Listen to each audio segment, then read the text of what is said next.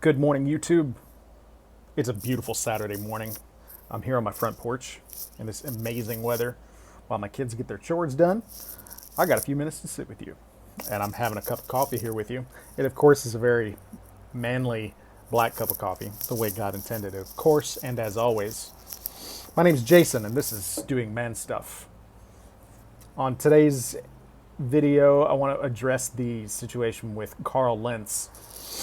Now, this is a really sad situation. Carl Lentz, of course, is the pastor of Hillsong Church in New York City. Or rather, he was the pastor of Hillsong Church in New York City. It is a tragic thing that he committed infidelity. It's a tragic thing that he was not faithful to his wife. And because of that, he was removed as the pastor of Hillsong Church. This is a very appropriate response to that. His actions disqualify him to be a minister of the gospel, and certainly as a pastor. So, according to the scriptures in Timothy that outline the qualifications of a minister, he no longer qualifies, and so the church removed him, and that's what they should have done. Their public statement was extremely appropriate on this situation. They had the spirit of reconciliation with him. They removed him, and they made it very clear that their hope and their goal is for him to be reconciled and to be back in the fold in some other capacity. The goal was not to excommunicate him and to defame him. They were extremely respectful, and that's exactly the way that they should have been.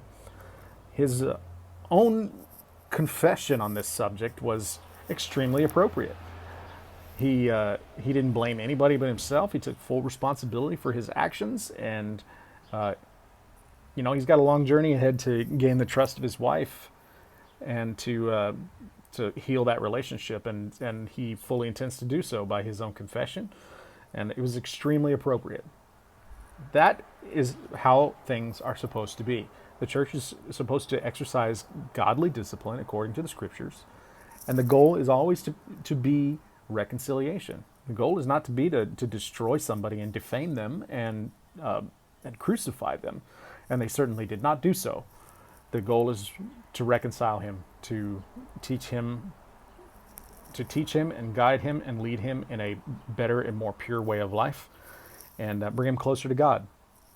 So good on them. Good on them. I applaud them. I also applaud some of the people that are commenting on this. I've watched a lot of videos on this subject already before I prepared my own thoughts, my own comments here. Particularly if you follow Alan Parr with he has a YouTube channel called The Beat. I highly suggest that you follow him. He's an excellent theologian. He and I differ theologically on many points, but he's a deep student of the scriptures, and I highly respect that. His video on this subject was absolutely fantastic. So the spirit of that, if you want to have some more commentary on the subject, I suggest that you follow it. There's quite a few others. But the spirit of that is one of sorrow. The spirit of his video and the spirit that we should have is one of sorrow for this situation. It's very sad to see something like this happen. And we should absolutely not take pleasure or glory in somebody else's suffering and somebody else's downfall. And that's what's happening with a lot of people.